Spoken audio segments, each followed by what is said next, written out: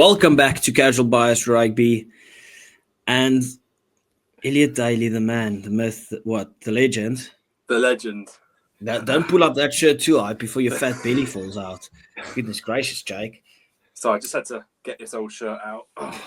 What a welcome that is to the new faces over here.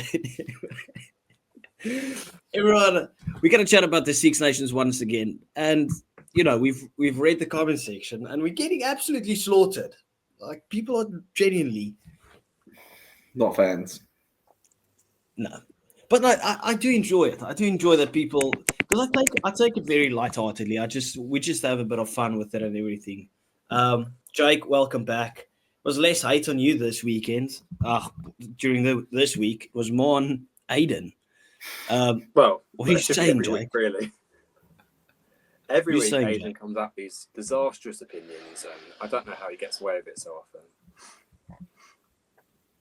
I don't know how you're feeling. You feeling fine.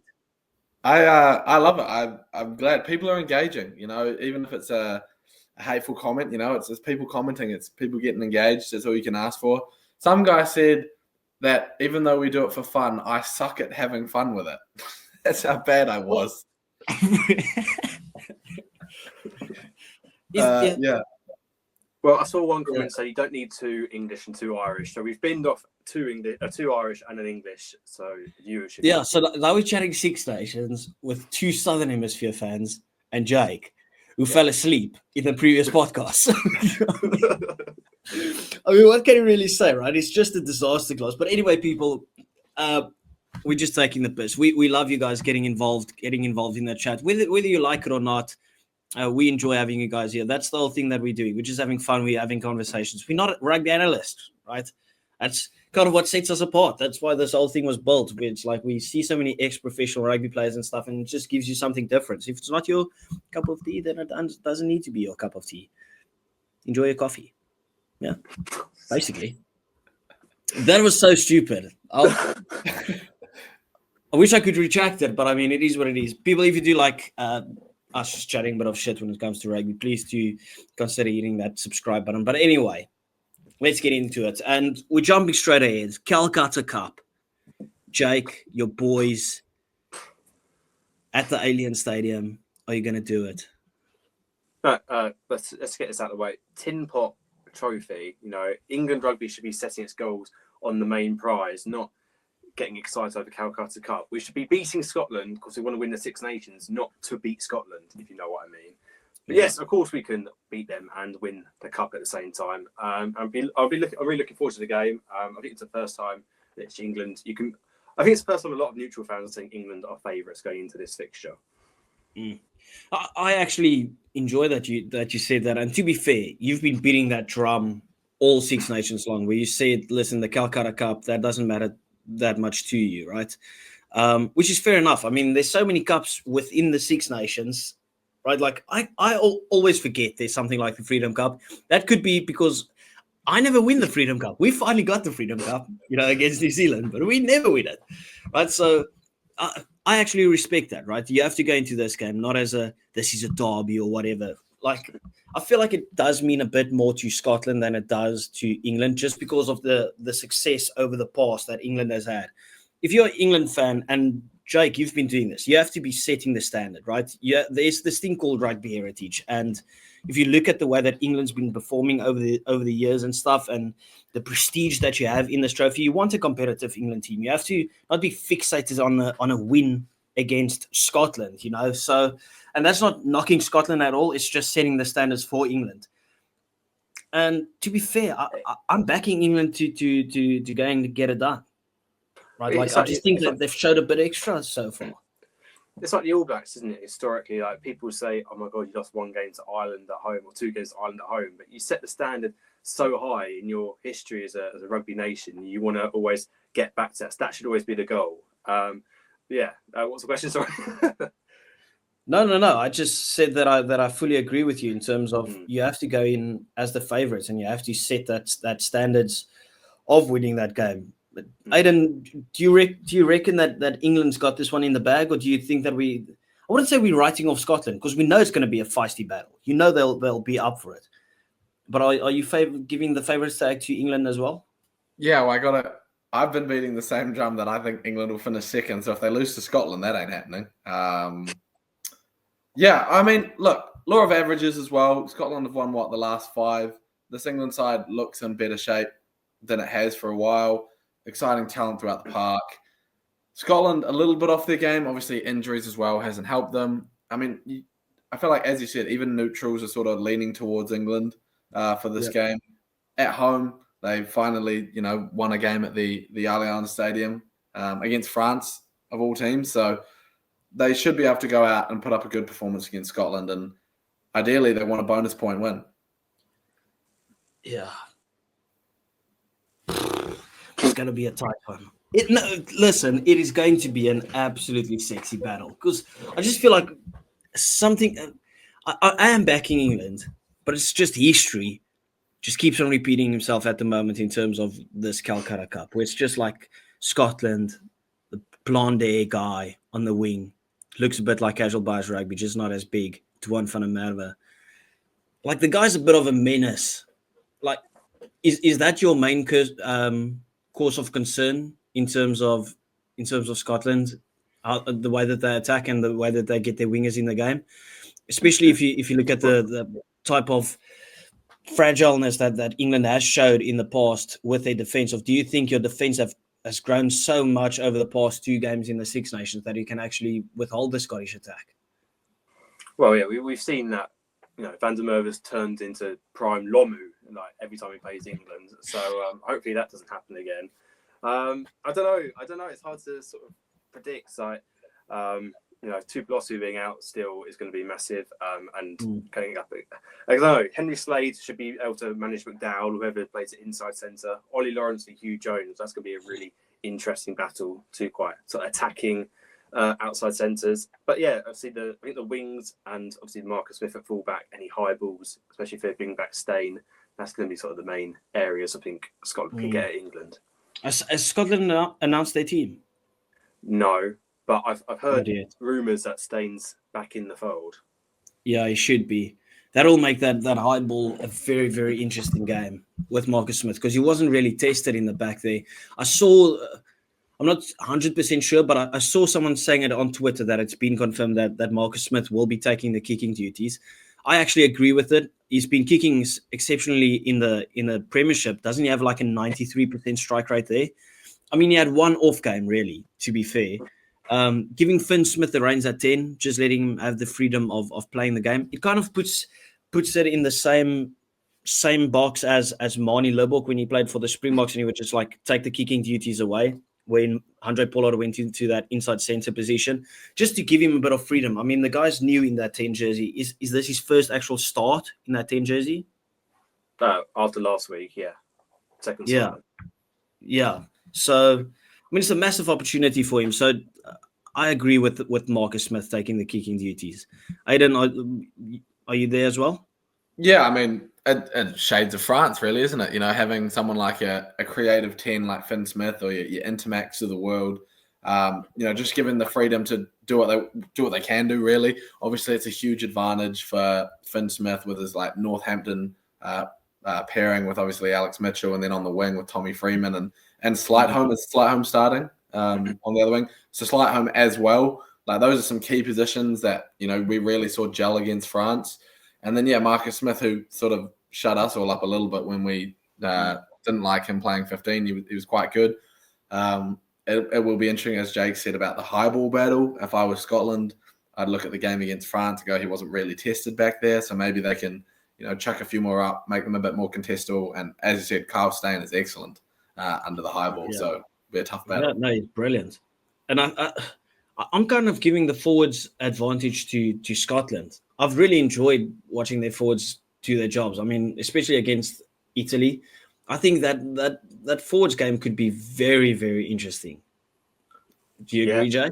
Yeah, I mean, I'd imagine the England forwards should get the better of the Scottish ones. I just feel like there's more power in the English, the guys. And if you look at the bench, got Cunningham South and George Martin, who are big men, just to be frank with it, and then Ben Curry also on the bench.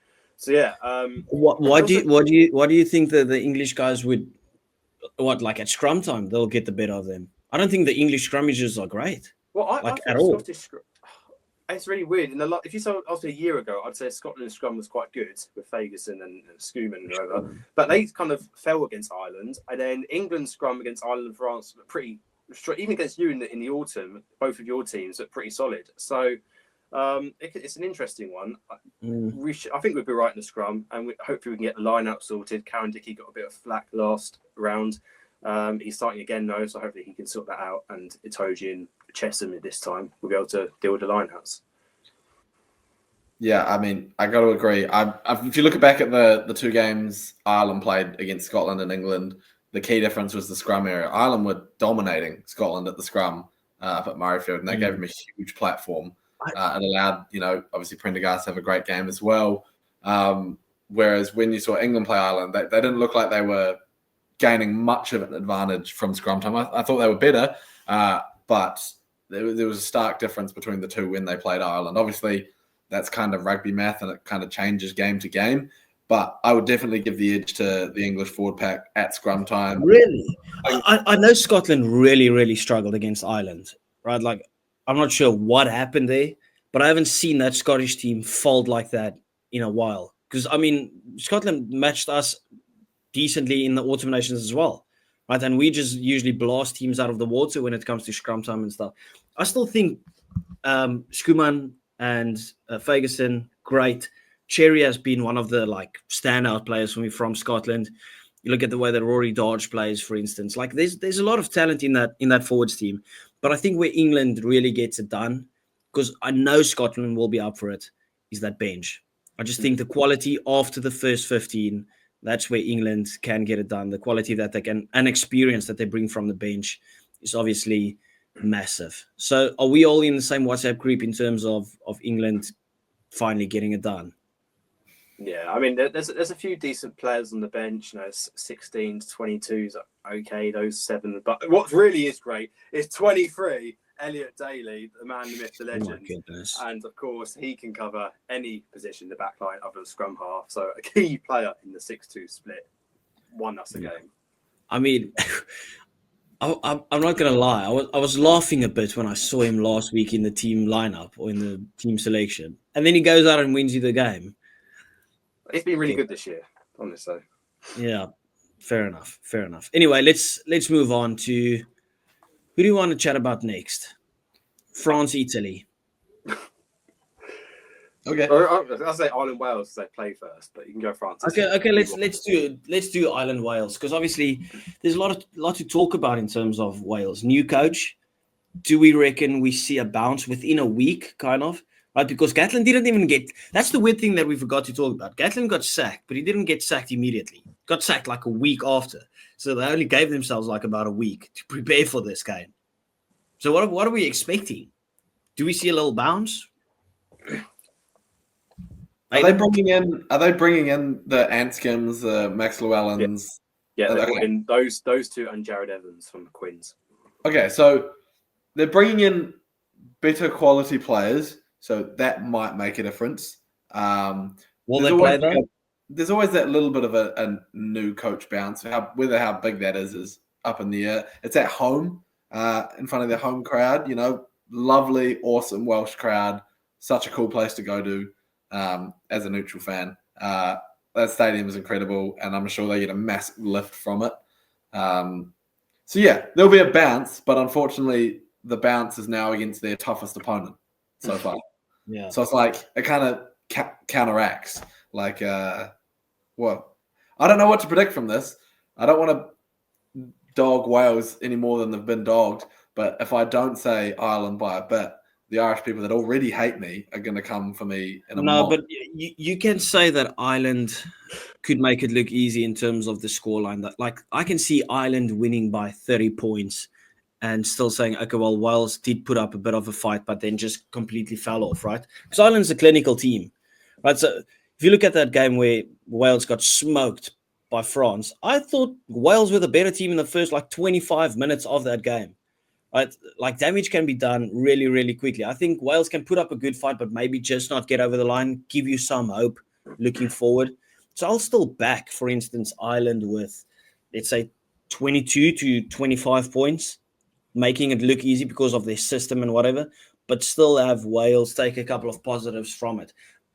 But I don't have it like that. I don't think Wales will take a lot of positives from it just because it's been 1 week. I think maybe in football, you can have a manager bounce or whatever and things will just flow nicely. Rugby with a system and a system as solid, going up against a system as solid as Ireland's. Yeah, I think I'm that's the sorry, key. bro. That's Maybe sort of they tackle a bit better. That's it. that's sort of the key thing. It's like the issue with Wales has been structure in defence and offence and how they, play the game. So they're going in with a lack of structure against the most structured team in the comp, who In the world, probably as well.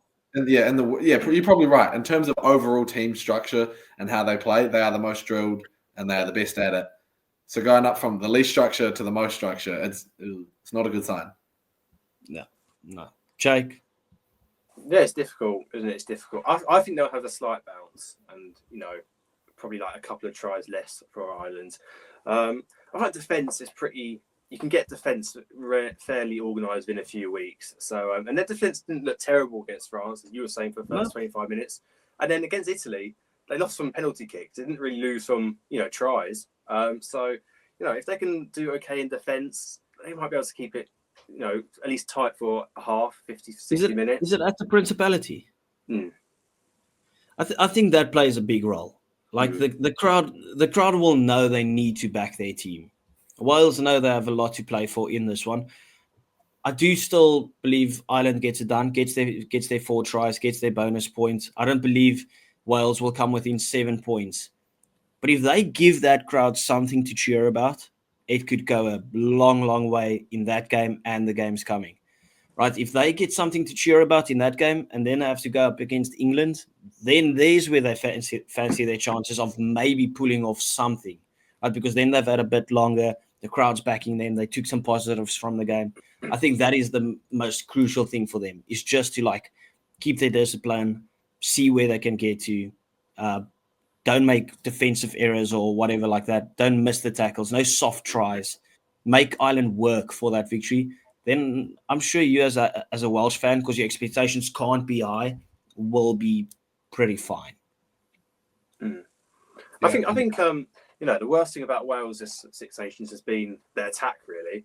And you bring in Anscombe and Llewellyn, you'd have Thomas Williams, Anscombe, Llewellyn, who all play at Gloucester. That's going to be some sort of chemistry, like that sort of Northampton bounce you saw at England. So, yeah, and then there's some decent players, in the back row. That Tom Rogers is looking pretty good. Liam Williams hopefully won't be ill this week. They've got workhorse forwards, though, which is beneficial to any team. If you have a Jack Morgan, Tommy Rafael, Aaron Wainwright, Will Rowlands gets around the field. He's everywhere. I mean, if you have guys like that knows how to get around the field, you'll always find a way to. You can stay in the game. You just kind of have to work around those guys. But yeah, one other big problem is they're going to have to really manage the Irish kicking, get James Lowe and Prendergast, because that's where they've really done poorly against France and Italy. I feel like they've never really been that much in the other opposition's half. So I think that's something they need to work on as well. Do you reckon they just go balls to the wall? What? How do you mean? They just go for it. What do you reckon? Wales go out to say, listen, if we get smacked, we get smacked, but we are going to go for it big time, see what we can accomplish? Or do you think they'd rather play it safe, see what they can do? Because there's obviously pros and cons to both, but what I just spoke previously, maybe I'm thinking they play too safe, but now I'm new coach, nothing to lose, balls to the wall, go crazy, go big or go home. Really try and go after the Irish, maybe catch them off guard. Maybe they don't expect Wales to go a bit crazy. Who knows? I don't know. Maybe I think they'll do it for appearance in this game. I think you'll see it more in the final game in the Principality round 5 against England, where there's really the interim coach will be going back, and it's England. You might as well really go for it. But yeah. Question: if Wales beat Italy, would Gatland have been sacked? No. I don't think so. Was that final loss? Was that loss to Italy, which they did the exact same last year? Was that the final straw now? I think so. Yeah. Crazy. Anyway, let's move on because we're all going pretty confident on Ireland. Where we Yeah, going? Ireland are a great team. They'll easily win this game. Oh, look at this guy sucking up. Goodness gracious. I actually do think they're a good team. God damn, everyone just assumes I hate them. I don't hate them. So They're a good team. you just got a bit of Peter O'Mahony's jizz on your chin. Sorry, Aidan. Bro, yeah, if he takes a step back, you might see some brown on his nose. How deep his nose are in their bum at the moment. Goodness gracious. It's crazy talk there by Hayden. I'm still going to get it in the comments anyway. It doesn't matter what I say. What are we still going like Ireland 20 and above, or do we reckon it's a bit closer?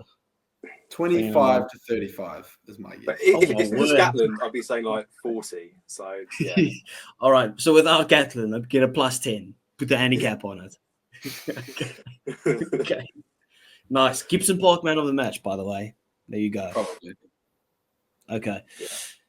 Final game. Italy versus France. It was a belt of a game last season, right? Ending up in a draw.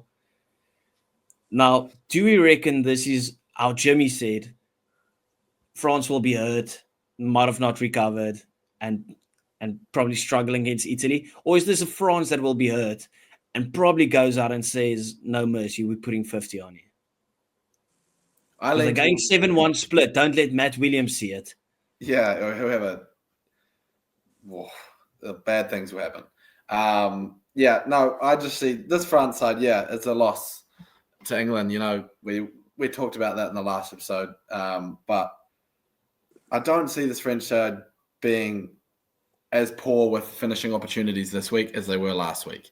They're still a very, very good side with some, as everyone says, some really good players. So I'm more on the camp that they'll be disappointed in themselves for their performance in the previous game and want to right a few wrongs. I think they'll be much more clinical. They'll take the most of their opportunities, however many they get, and probably run in quite a few tries. Hang on, come back to me. I'm doing an important thing. What could you possibly be doing right now? I'm looking at the weather because this has caught us off guard last. Oh, he's being cheeky with it because he was waiting for us to talk about all confident France putting a whacking on them, and then he would come and play that weather card. No, like a cheeky little bastard. about it. It's meant to be warm and dry, 17 degrees. So that favors France. France by physical dominance. That's what I've got. I disagree. The game 2 years ago in Rome was also within the score. Like Italy were going for a maul and it collapsed like in the red. And then obviously the draw last year. It seems to be quite close, these French-Italian games. I don't know what it is. You reckon it's just a bogey team? A little bit, yeah. It is a bogey team for France. So I don't know. I think it won't be a smashing. I think it'll be within 20. Which I know is not like really close, but I don't think it's going to be like 50. No, I agree. Big question. Do they get their bonus point try though, France? Yes. I think so. Yes. I just see France winning this game with like 5 maul tries.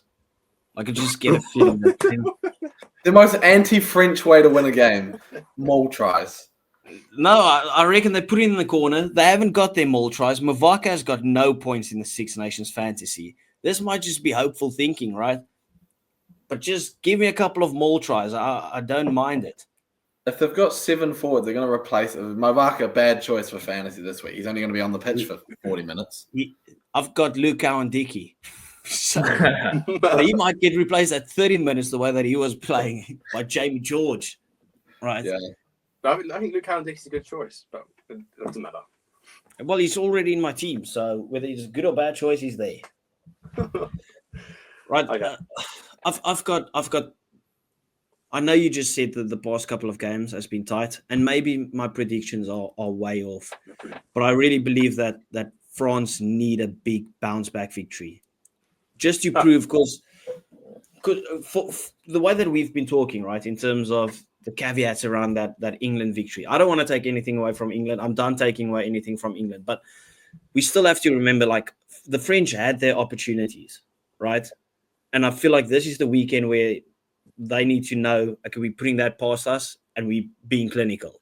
I think that is their main priority in terms of being clinical.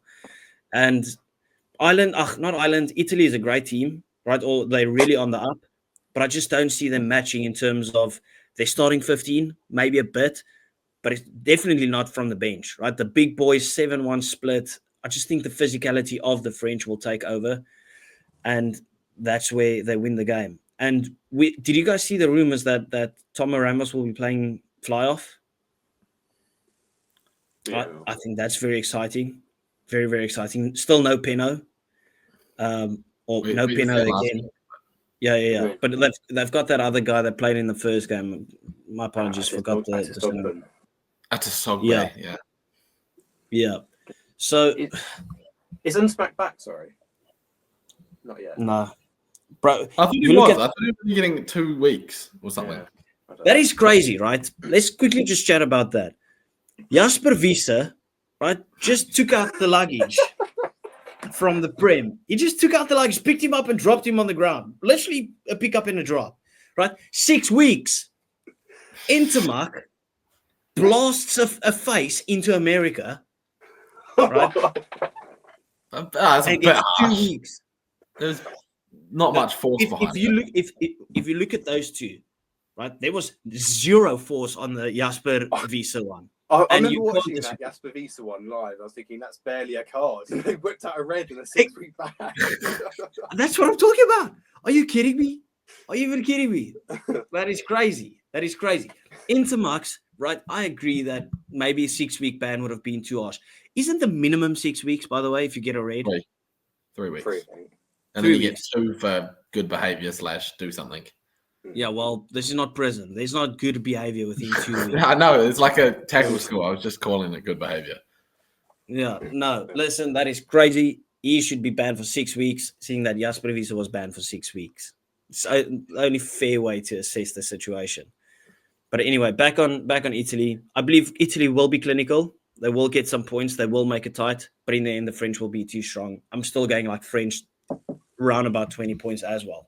Yeah, Italy are one of the most clinical teams in the Six Nations. They have the least opportunities, but they tend to make the most of those opportunities. And France, or at least France last week, make the most opportunities, but were the least clinical. So it will just be, how they go about getting better at the things they weren't so good at last time. So if Italy makes more opportunities and is still clinical, or if France become more clinical on the many opportunities that they do make. No, I'm just going to get you casual when you say, between those two close Six Nations wins, there was a 50-point hammering at the World Cup from France over Italy. So they could smash them. But at the same time, Italy, it's going to be better weather. They can't kick France they can't win by kicking. They're going to have to go for the corner. Melancello got man of the match last year in this fixture. So hopefully fucking get some fancy points this time. And yeah, I'm just hoping Italy respond and try and be a bit more Italy we sometimes see in attack, but make it close. But it could be a France hammering. Yeah, it's the weird thing of I do believe France will hammer them in the end, but I would not be surprised at all if Italy really put up a solid performance, just because we know they can, just because we know they're hungry for this French team. 2 years in a row, getting so close, they know they have to get over the line, but it's like, is this the desperation attempt now, where they're like too desperate to get it over the line and then they get swallowed up by a quality team? Because I think in terms of the players, there is a big quality gap between the French and the Italians in terms of squad depth and those type of things. Like Italy's got a couple of individual magical players, and if the French are ill-disciplined, Tommaso Allen will punish them, kicking at goal and whatever. But the French, just the way that they play, they wouldn't even care about the penalties. They'll just score more and more and more tries and back how clinical they can be on the other end. It's a weird game to assess. Yeah. We haven't been very indecisive this week. I feel like people might be quite a bit calmer in the comments today. We've all really agreed on a bunch of stuff. Yeah, well we've actually... To be fair, right? Like our previous episode was literally the epitome of just shit talking. That was basically all. There was no analysis work. There was no real in-depth anything. I feel like we went into the games a bit more. That's usually what happens during the previews. Other times we just talk a bit of shit online. which is probably not the best thing to do, I'm guessing. That's But I'm sure there's also other people that had a genuine laugh. Okay, so yeah, there were some good comments saying that was good fun, funny to watch. Yeah, Perfect. I've actually seen some people agree with Jake more often than not now. So, I mean, the guy, he is growing on people. I'm doing the opposite. The airline can't grow. Yeah. Anyway, that wraps it up. People, please do remember to hit that like and subscribe button. Go to 24-hour Rugby Jake on TikTok. Go to his YouTube. He's posting every day at the moment. Man's growing in the world. So go and support his channel. Go and subscribe to him as well. And then also move on to Aiden, Rugby Ramblings, the other boy from the South. Right, we're chatting about Super Rugby on Casual Bias as well, if you want to subscribe to that, and subscribe to his TikTok channel there as well. Beautiful. Thank you. Ciao. Goodbye.